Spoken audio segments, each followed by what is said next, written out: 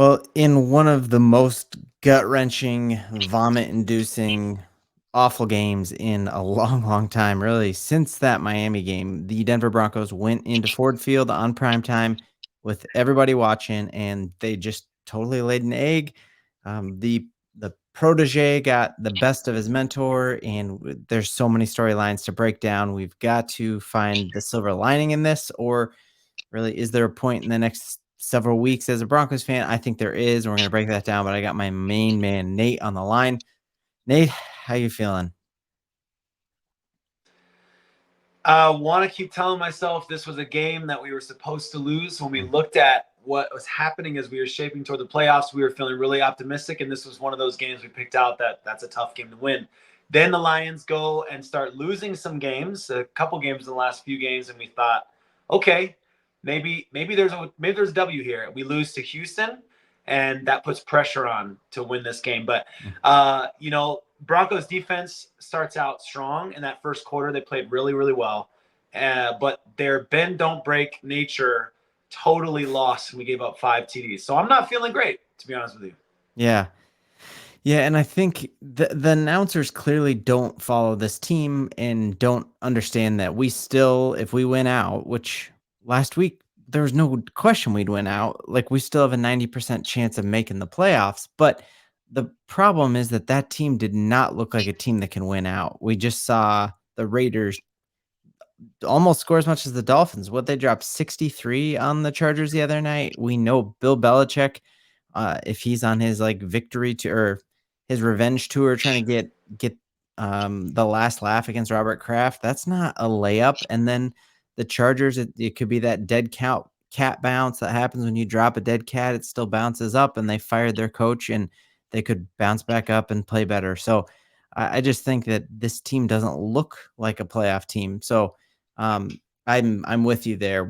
Tomorrow I'm going to wake up early and do a video breakdown of who we got to root for, so that 90% chance jumps up even higher. But if we went highs, lows, water buffaloes like we do as every post game breakdown, Nate, let's start with your low.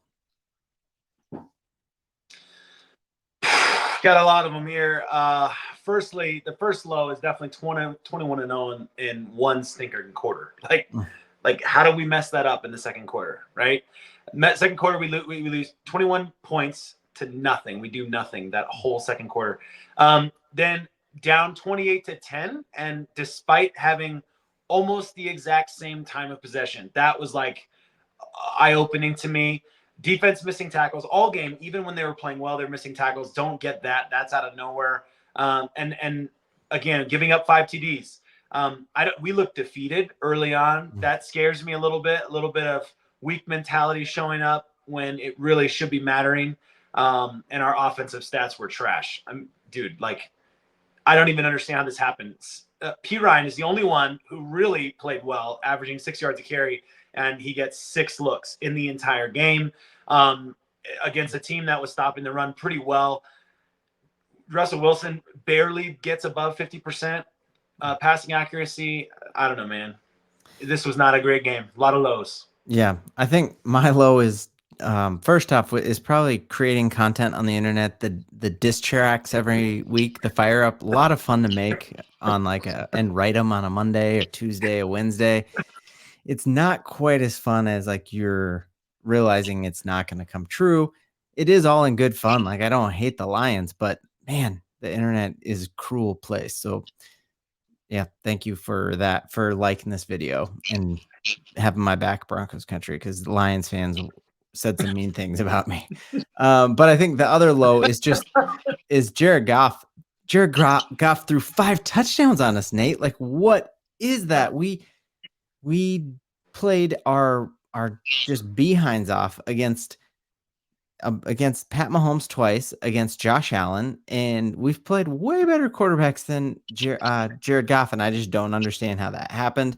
The missed tackling was definitely a low. It almost was like they had found this key that we use the sideline and knock people out of bounds. There's 3 or 4 times where we had a guy on the sideline and we just thought we were just going to lightly carry him out of bounds, and he cut back inside and just got crazy yardage on us. The Laporte touchdown at the start. I think the other low is just seeing how discouraging it is that um, we aren't the playoff team I maybe thought. So yeah, that is Mhm. a low. What is your water buffalo, man? What water buffalo? If you're tuning in for the Uh, first time, we share what is a weird thing that happened that you'll remember from this game. it's that's this actually the first time the water buffalo is easy. Um, the NFL referees had money on the game. That's the water buffalo. I guess the other memorable thing will be that footage of Sean Payton absolutely laying Yep, into Russ. yep, Like we got to that's get going to into be that all too. over ESPN tomorrow. Yep. Yeah, that's What's definitely that? that's definitely something I wanted to get into in this as we break that down. But for sure, I would say that is my water buffalo is the offsides call in particular. It almost was as if Mhm. because the league has had so much flack and they had crybaby Pat Mahomes on saying like no one calls an Yep. offsides. Yep. It almost was like the league office made a call and said you got to call an offside sometime when it matters. The other, like, crazy conspiracy thing is just, like, we know Sean Payton talked about how much he thinks the league office hates him with the Bounty Gate suspension and how he did all the analytics that he was the most penalized team when he was in the Saints, and the teams he played against when he played them were the least penalized, which is super sketchy, and the fact that we as we were kinda maybe changing momentum, I don't wanna blame the refs, I'm not that guy, we got outplayed, but the fact that we had 3 touchdowns that were taken away from us doesn't feel good. So that was a water buffalo, and I did love the meme that had, like, the fact that Hutchinson was more offsides, and then they photoshopped in Kadarius Toney into our thing, so that like, the league was definitely doing that. Um, okay, let's talk about that Russ thing, man. Like, is this loss on Russell Wilson? Like, I think a lot of looking at the mentions, looking at the votes on that poll about who's our quarterback next year, a lot of Mm. people are saying, "Hey, this showed where Russ can't win." What are your thoughts on that? No, I don't think the game's on Russell Wilson, and it's not just because I'm wearing his jersey right now. I swear. We're It's just a maybe couple I am grown men in biased toward jerseys, you Russ. know? Yeah, I am a little biased toward Russ. I like Russ. I believe in him, and I believe in his mentality, even though he's over the top all the time. But no, I don't think it's on Russ. I do think if you man, sometimes the line between our offensive line is playing bad and their defensive line is playing well is very, very fine.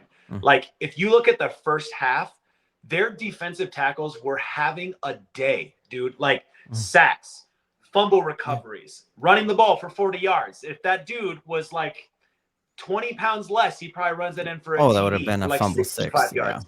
yeah. I mean, like their defensive tackles were insane, stopping the run. Like they came to play, and it reminded me. Honestly, I was thinking like pot roast, Mm, Sylvester Williams. I'm thinking about these big boys that we've seen in orange and blue. That when it comes down to it, there are games that you look at, and it wasn't the outside guys that were getting it done. mm, It wasn't the Von Millers of the world, right? It was these guys in the middle that were making it impossible for our running backs to find lanes up the middle.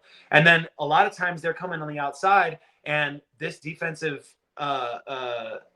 the Detroit Lions defense is so good on the outside. Like we were getting mm. nothing in the flat over there. Yeah, man, but So that's what I sucks, think they're I think not that's the good. bigger.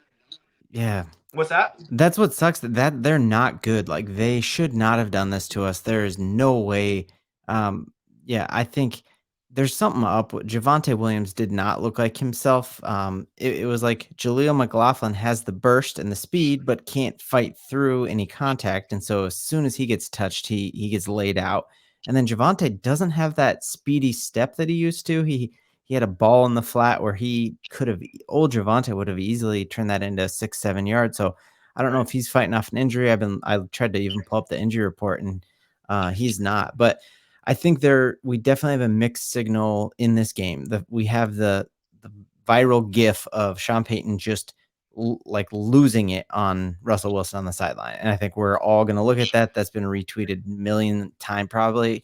But then at the same time, when that happens, he didn't play him at the end and he usually that's a sign of respect. Like you've seen Peyton when he's mad at a player, keep him in garbage time and just be like, no, you're gonna play, like you're gonna go out there and kind of rubbing your face in it. And the fact that he put in Jared Stidham for that last meaningless drive at right around the 2-minute warning makes me feel like Sean Payton maybe isn't blaming this on Russ, and maybe Russ can be his quarterback. So we're definitely going to keep breaking that down as we go. What are the signs? But we got to end this on a high note. As we talked about, we still have a 90% chance of the playoffs, and there were good moments in this game. So Nate, what was your high? What was a moment that you're like, hey, at least we had that happen? Look, man, we were struggling to get the running game to happen all game long. We were struggling with the running game, and it is really, really hard in the NFL. Like, it is very, very difficult in the NFL to have a solid offense without some kind of decent running game. Sometimes you'll see a high flying offense where the ball's in the air a lot, and you have the running game that underpins the throwing game. But I mean, this team is not built for that. We don't have that kind of ability. We don't throw the ball well through the middle. Like, we just don't have that kind of that strategy isn't going to work for us. Yet, when we were putting points up on the board, we were finding ways to get the ball in the air to the right guys, and using guys like Humphreys was a huge target today. So I think positives are we were finding ways to get the ball and move the chains, get the ball moving when we weren't running the ball really well.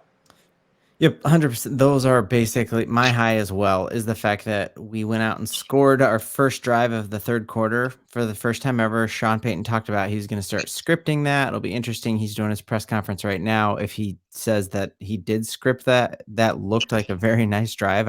I like that first drive. My other high of this was Mims. What we've been saying, hey, Mims needs to be more than just a returner, because too often you just have to fair catch it, and he's an explosive player. You looked at how the Lions played with their explosive player. Mims had that one play on the sideline that was almost a catch. He had a great reverse. He had one play that was a first down that got called back because of a penalty, but I liked seeing Mims. And then the other thing, I have never been out on Jerry Jeudy, and I know most people are. I feel like if the Broncos were out on him, they could have traded him at the deadline and it wouldn't have made a big difference. And you just see tonight why we weren't out on him, that he was a bright spot. And so I just hope that we do know that we got 90% chance of still making the playoffs. We got to win out against teams we're going to be favored in.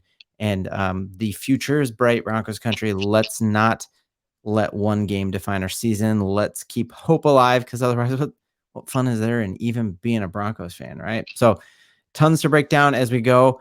And even after a loss, Nate, Broncos country. Let's ride. Let's ride.